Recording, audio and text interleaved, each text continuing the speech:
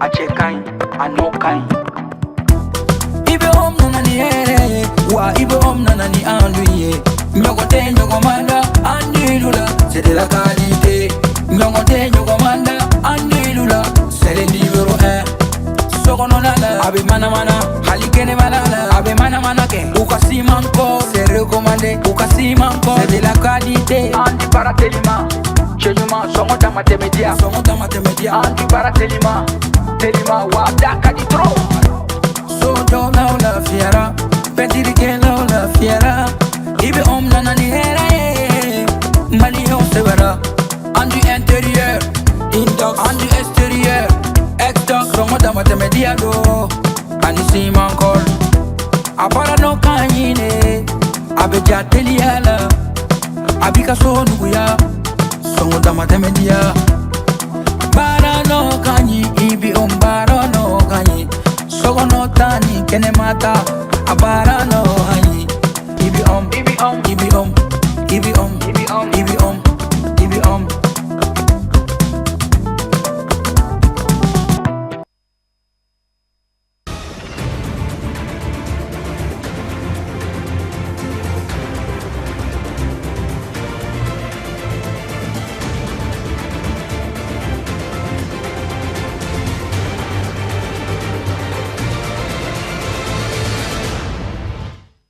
Inauguration de 3 centrales d'oxygène et des équipements d'une valeur de près de 3 milliards de francs CFA financés par le Fonds mondial pour améliorer la qualité des soins et renforcer la maintenance grâce à la formation de techniciens maliens.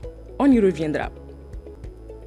Deuxième édition de la Nuit du citoyen au Centre international de conférence de Bamako hier jeudi pour la reconnaissance de l'engagement citoyen sous la présence du ministère de la Jeunesse et des Sports. On y reviendra également. Très ravi de vous retrouver, fidèles téléspectateurs, pour ce rendez-vous de l'information. Bonsoir, je l'annonçais tantôt. Ce jeudi, le ministre de la Santé et du Développement social a procédé à l'inauguration de 3 centrales d'oxygène dont la première a été installée à l'hôpital dermatologique de Bamako. Ces dispositifs composés aussi de camions devront permettre d'améliorer la qualité des soins. Des formations ont également été initiées à l'endroit des techniciens maliens pour pallier à la problématique de maintenance. Astanso et Moussa Nyang étaient là pour Advance TV. Classifié comme l'un des médicaments essentiels dans la prise en charge d'urgence médicale, de maladies respiratoires ou encore de soins intensifs, l'oxygène médical se positionne comme l'un des indispensables. Face donc à la demande croissante et pour accompagner le département de la santé, le Fonds mondial s'implique. Une implication qui a permis la mise à disposition de 3 centrales d'oxygène, mais pas que. Ces 3 nouvelles usines PSA installées à Bamako, à Caille et à Kati. 6 usines rénovées, aussi dans les hôpitaux de référence et des équipements essentiels, des camions de distribution et des groupes aussi électrogènes. Quand on parle d'oxygène médical, on ne parle pas seulement de machines ou d'équipements. On parle aussi de ces investissements indispensables dans la formation des ressources humaines, de la santé, la formation des ingénieurs techniciens biomédicaux maliens. Cette dotation renforce le système de santé et contribue également à la réduction des dépenses de l'État et par ricochet réduit considérablement les délais de prise en charge des malades. Ces usines vont enlever une grosse épine de notre pied parce que notre système de santé était handicapé par rapport à la production d'oxygène. On avait beaucoup de besoins en termes d'oxygène. Chaque semaine, on enregistrait beaucoup de cas de décès de nouveau-nés liés à un défaut d'oxygène.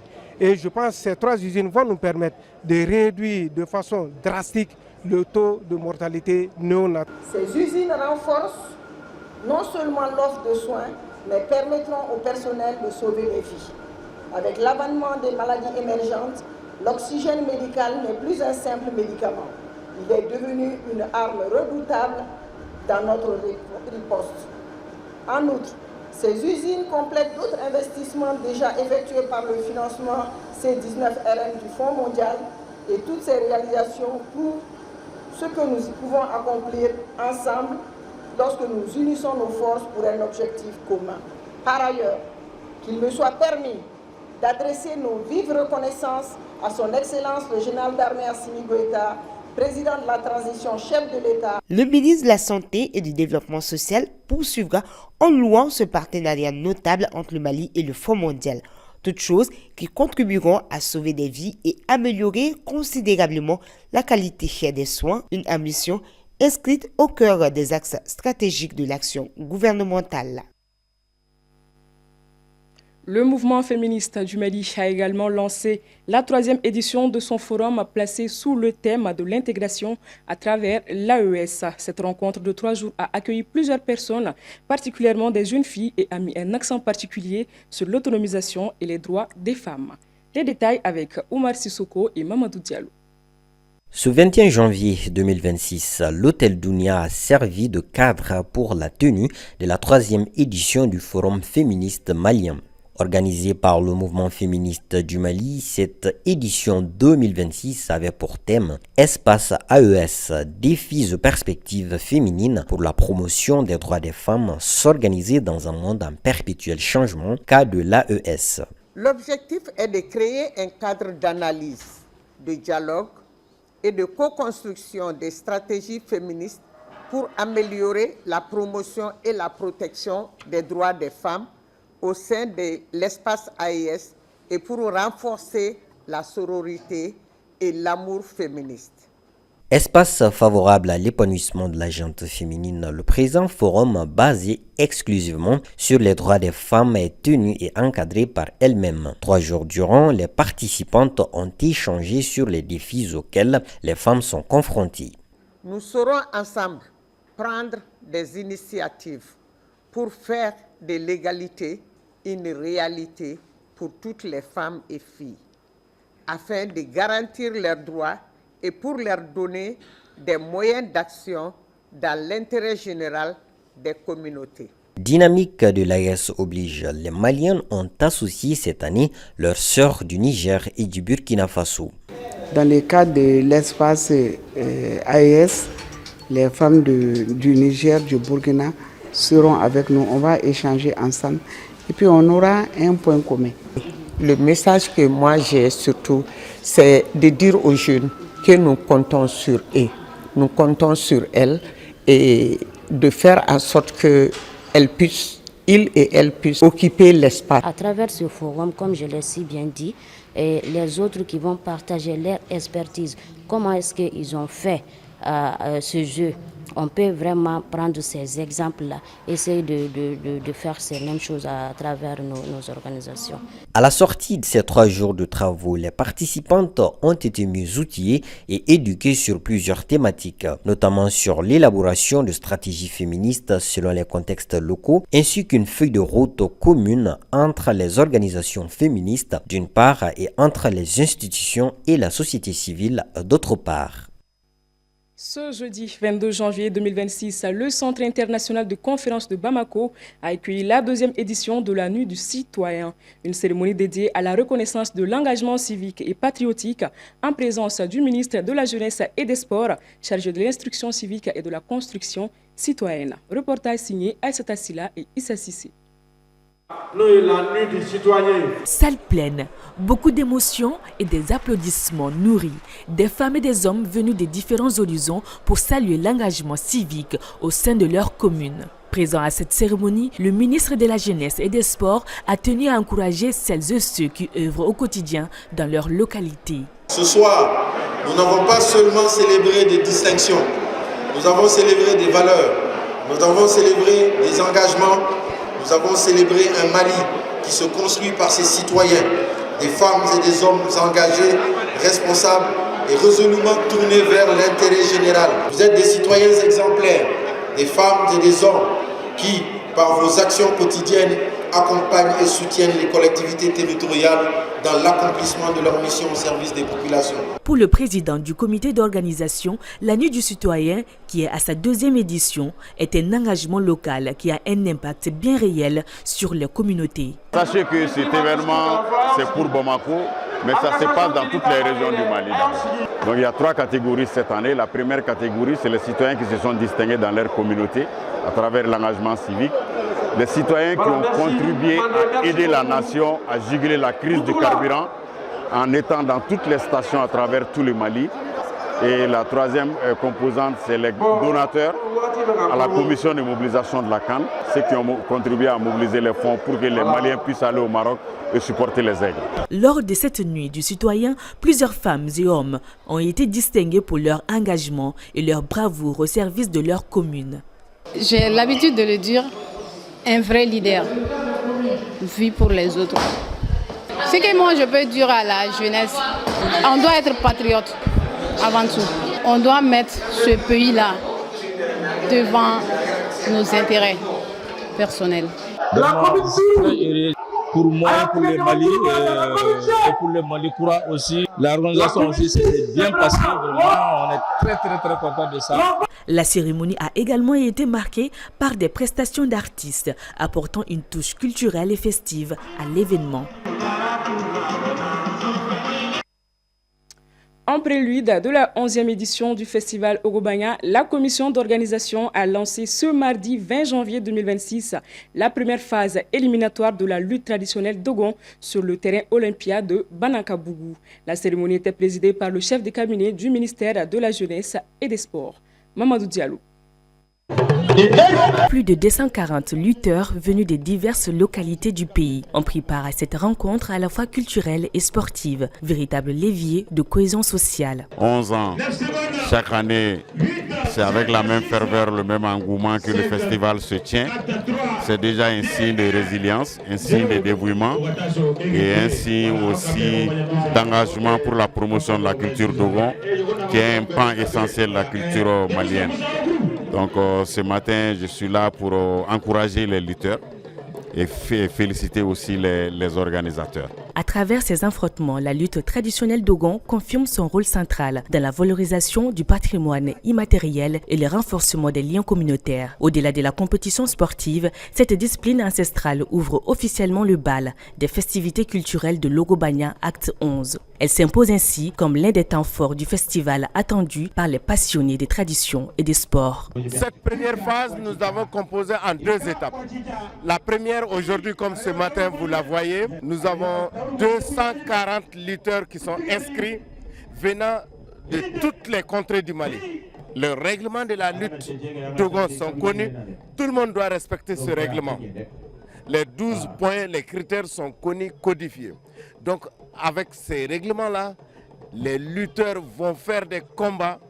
Les 240, il y aura les éliminés et nous allons retenir 12 combattants pour la phase finale. À l'issue de cette phase éliminatoire, les 12 meilleurs combattants s'affronteront sur l'arène du festival, prévu du 26 janvier au 1er février 2026 pour décrocher le prestigieux titre de championnat national. Avec la communauté Bozo cette année, nous sommes en train d'organiser. Du 26 janvier au 1er février, nous serons sur la place des cinquantenaires et nous invitons toutes les Maliennes, tous les Maliens, les amoureux du sport, les amoureux de la culture, les vivre ensemble, le développement durable.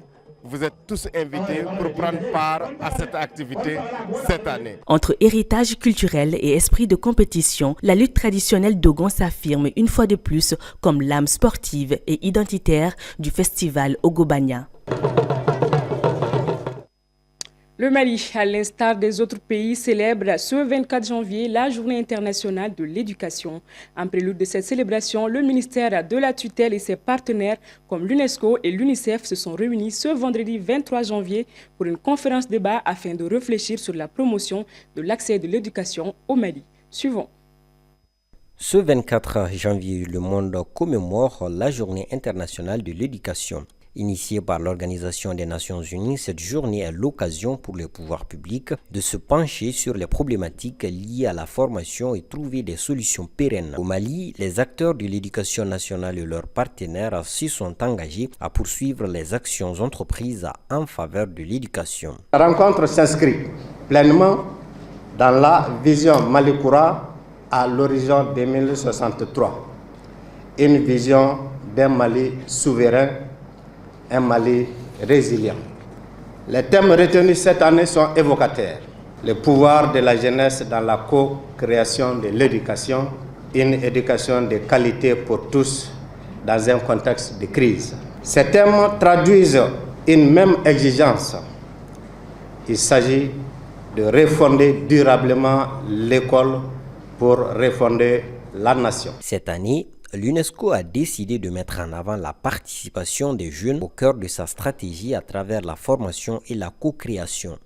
Ce choix découle d'une évidence, sachant que les jeunes, qui représentent plus de la moitié de la population mondiale, ne peuvent plus être considérés comme de simples bénéficiaires des politiques éducatives, mais qu'ils doivent désormais être les concepteurs, les acteurs et les partenaires à part entière de leur propre éducation. Le Mali, dans sa politique globale de développement, accorde une place de choix à l'éducation, d'où la mobilisation générale autour de cet événement. Une mention spéciale a également été adressée à IBI Smart School, qui participe activement à l'éducation en proposant aux élèves maliens une alternative grâce à sa plateforme éducative ouverte et accessible.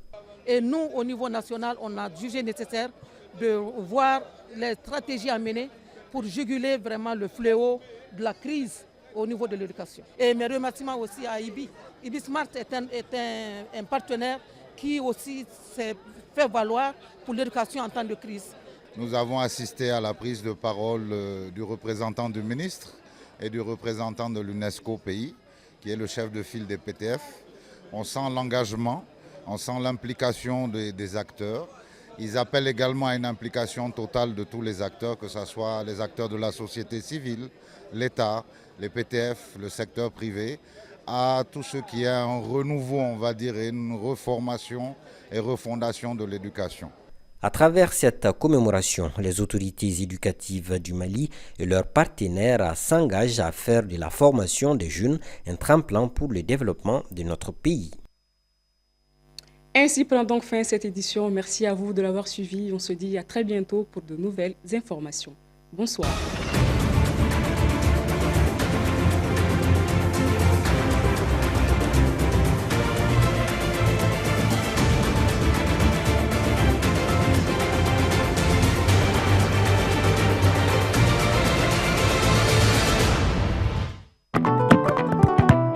Akateli, Achekai, Anokai. Wa ibo om nanani anduye nyogote nyogomanda andilula c'est de la qualité nyogote nyogomanda andilula c'est le numéro 1 sogononala abe mana halikene malala abe mana ke ukasimanko c'est recommandé ukasimanko c'est de la qualité Andi baratelima chenyuma songoda matemedia Andi baratelima telima wa daka di tro so do na la fiera Pentiri que la fiera Ibe om nanani hera Malion se verra Andu intérieur Indox Andu extérieur Exdox Romoda matemedia do Anisi mankol Apara no kanyine Abeja teliala Abika so nuguya Songoda matemedia Bara no kanyi Ibi bara no kanyi Sogo no tani kene mata